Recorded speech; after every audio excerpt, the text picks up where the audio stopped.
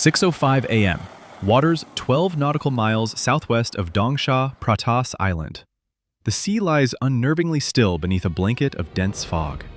Aboard 3 Zodiac rubber boats, 15 Taiwanese special operators from the Amphibious Reconnaissance Patrol, ARP, hold their breath, weapons on safe, drifting freely to avoid leaving a wake.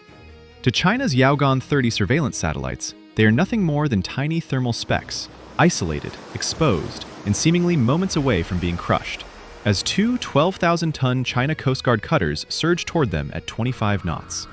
But China does not realize that 2 deadly secrets are already in play.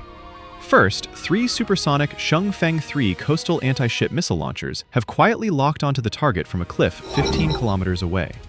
Second, the U.S. Navy Virginia-class fast attack submarine is lying silent at a depth of 200 meters, hidden within the gray zone.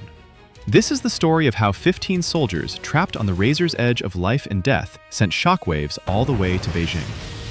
Dongsha sits astride the northern gateway to the South China Sea, where seabed depth drops abruptly from the shallow continental shelf into the 5,000-meter-deep Manila Trench.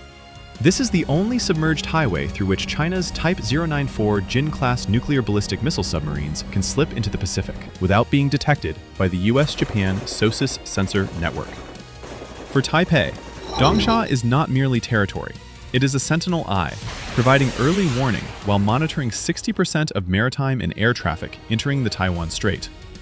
Lose Dongsha, and Taiwan is effectively blinded on its southwestern flank. With over $5 trillion in global trade transiting this region each year, a single shot fired here would cause global maritime insurance markets to collapse instantly. Both sides understand the stakes.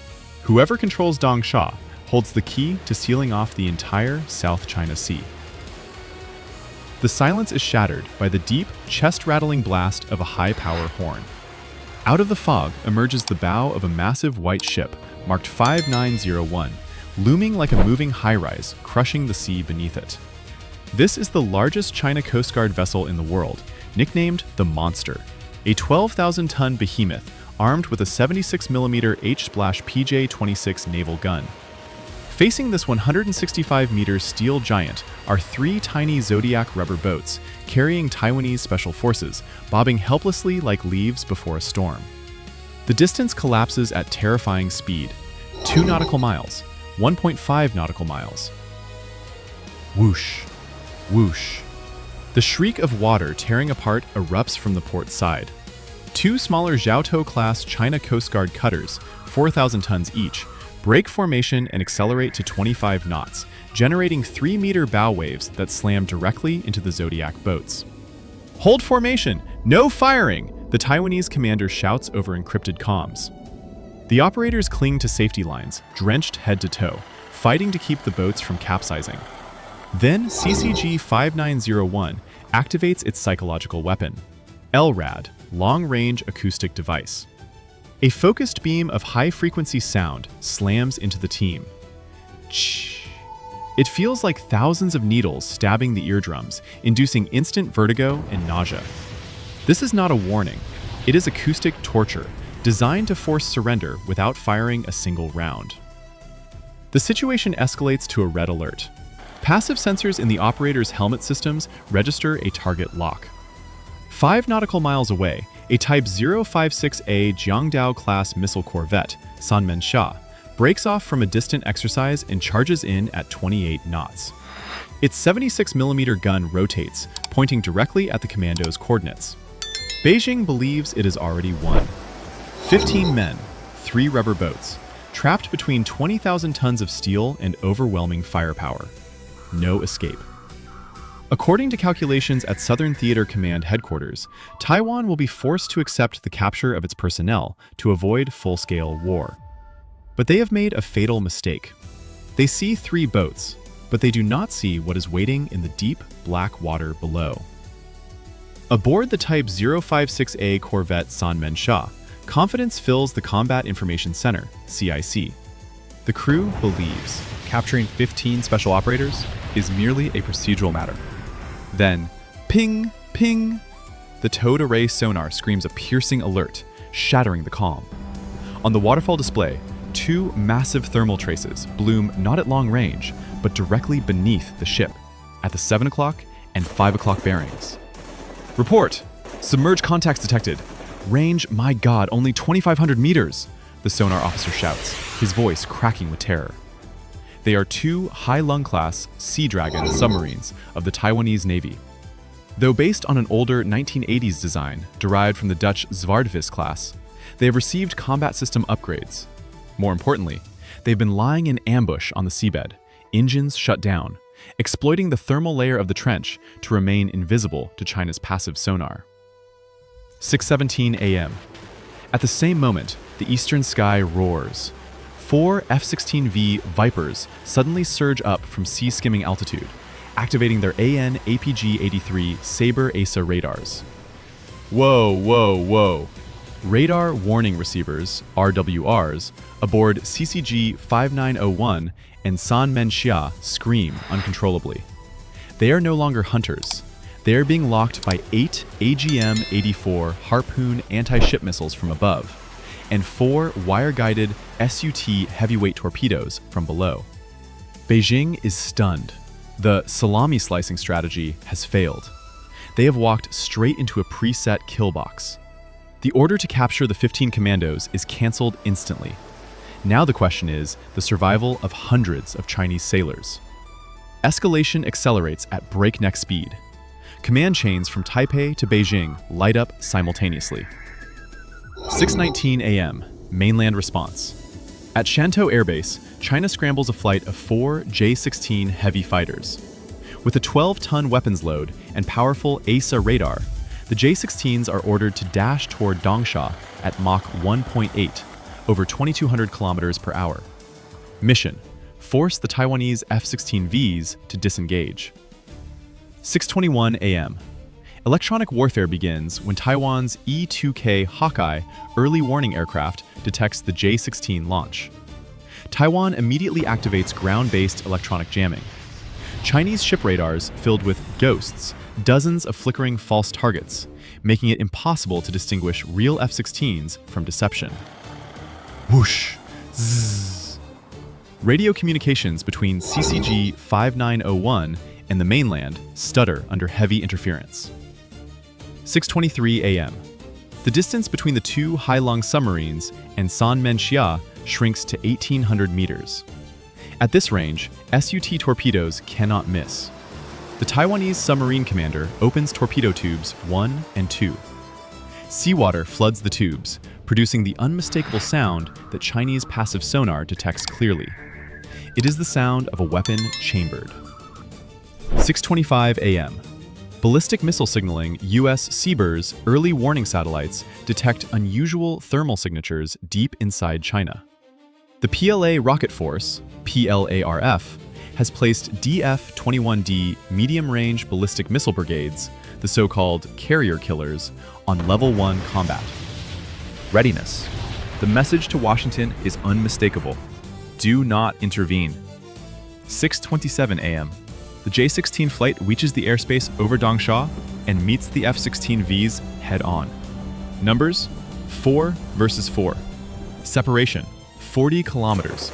The J-16's PL-15 long-range air-to-air missiles, range 200 kilometers, lock onto the F-16Vs. In response, the F-16Vs brought the J-16s into the sights of AIM-120C7 AMRAAMs. At this moment, the skies and seas around Dongsha contain enough explosive power to obliterate an entire fleet. All it would take is one nervous pilot, one trembling finger, or one minor technical failure, and World War III would begin right here. 6:28 a.m. The distance between the corvette San Menxia and the Hai Lung-class submarine shrinks to 1,200 meters. At this range, China's torpedo countermeasures are effectively useless. If launched, an SUT torpedo would strike San Menxia's hull in 45 seconds.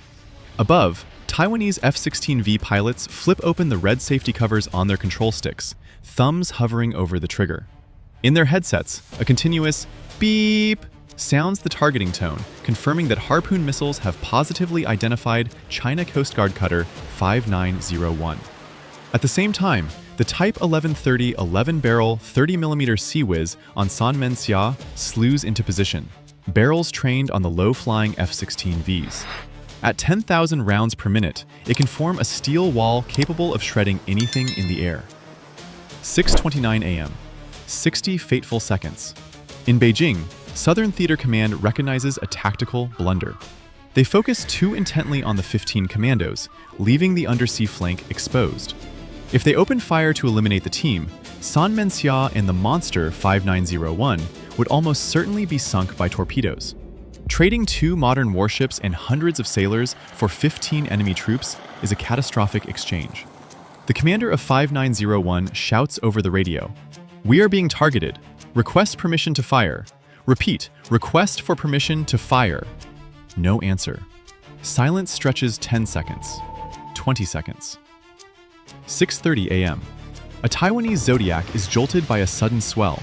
Its engine revs loudly. Startled, a Chinese gunner tightens his finger on a 12.7mm heavy machine gun. Crack! A tracer round slices through the air, missing the Commandos by meters and slamming into the sea, water erupting around them. "Stop! Cease fire immediately!" blares the loudspeaker from 5901. The Chinese commander intervenes at the final second. Had that round struck a man, Taiwanese torpedoes would have left their tubes. It is the moment when fate, perhaps God, intervenes in the South China Sea. 6:32 a.m. The fuse is pulled. An encrypted emergency withdrawal order flashes from Beijing to 5901 and the J-16 flight. In the air, the 4 J-16s execute a sharp break right, dumping flares as a final warning before accelerating back toward the mainland. At sea, Sanmenxia and 5901 lay thick smoke screens, turn 180 degrees, and sprint at maximum speed. Out of the danger zone, abandoning the disputed waters. 6:35 a.m. As the Chinese ships vanish behind the smoke, a Taiwanese CH-47SD Chinook, which had been hovering 20 kilometers away at ultra-low altitude, rushes in. Thump, thump, thump. Ropes drop. The 15 ARP Commandos clip in and are hauled aboard, soaked, shaken, but alive. 6:45 a.m. The high-lung submarines dive to 300 meters, disappearing into the depths to resume covert patrol. The skies over Dongsha return to their uneasy calm, white smoke trails slowly dissolving. The confrontation ends in under 45 minutes, with no official casualties. Yet it permanently alters the strategic calculations on both sides of the strait. By 8 a.m., the world finally began to grasp what had just occurred, but through 2 completely different lenses. Xinhua released a brief statement at 9 a.m. China Coast Guard forces carried out professional law enforcement measures to expel illegal intruders from southern waters, firmly safeguarding national sovereignty. There was no mention of target locks or the presence of enemy submarines. This was how Beijing preserved face for its mighty fleet before a domestic audience. In contrast, Taiwan's Ministry of National Defense maintained strategic silence, leaking only a single black and white periscope photograph to the international press. The massive CCG 5901, perfectly centered in a crosshair, accompanied by a cryptic caption, "We watch, we wait." Western military observers, however, were electrified. Analysts examining Planet Labs satellite imagery pointed out the abnormal wake patterns left by Sanmenxia as it executed a sudden, hard turn. A sensational headline followed. 40 minutes of suffocation. How the Wolfpack tactic stopped a giant. Why did Beijing, with a defense budget 15 times larger than Taiwan's and the largest fleet in the world, accept withdrawal in the face of a tiny force? The answer lies in a ruthless cost-benefit analysis. Taiwan did not play ship versus ship, a contest it would surely lose. Instead, it used 15 soldiers as bait, luring China's high-value assets, the hundreds of millions of dollars CCG 5901 and a Type 056A corvette, into a submarine kill zone. Trading 2 modern warships for 15 special operators is a ruinous exchange no commander would authorize. The failure of deterrence. The monster 5901 was built to intimidate by size, not to fight a submarine war. When intimidation failed and the opponent drew a weapon in response, the deterrent effect vanished. Had Chinese ships opened fire, Taiwan would have launched torpedoes. The result? China loses ships, Taiwan loses men. But the image of Chinese warships sunk by aging submarines would have been a propaganda catastrophe for Beijing, shattering the myth of invincibility. They did not retreat because their weapons were inferior. They withdrew because the price of victory was too high. At 06:05 a.m., 15 commandos appeared to be holding a death sentence. At 06:45 a.m., they returned to base, leaving behind a calm sea hiding powerful undercurrents. The 40-minute Dongsha incident stands as a stark reminder. In modern warfare, size is not everything.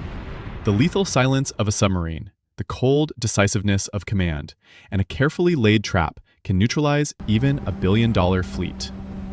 Peace in the Pacific is sometimes preserved not by handshakes at diplomatic tables, but by a finger resting on a torpedo launch button, 200 meters below the surface.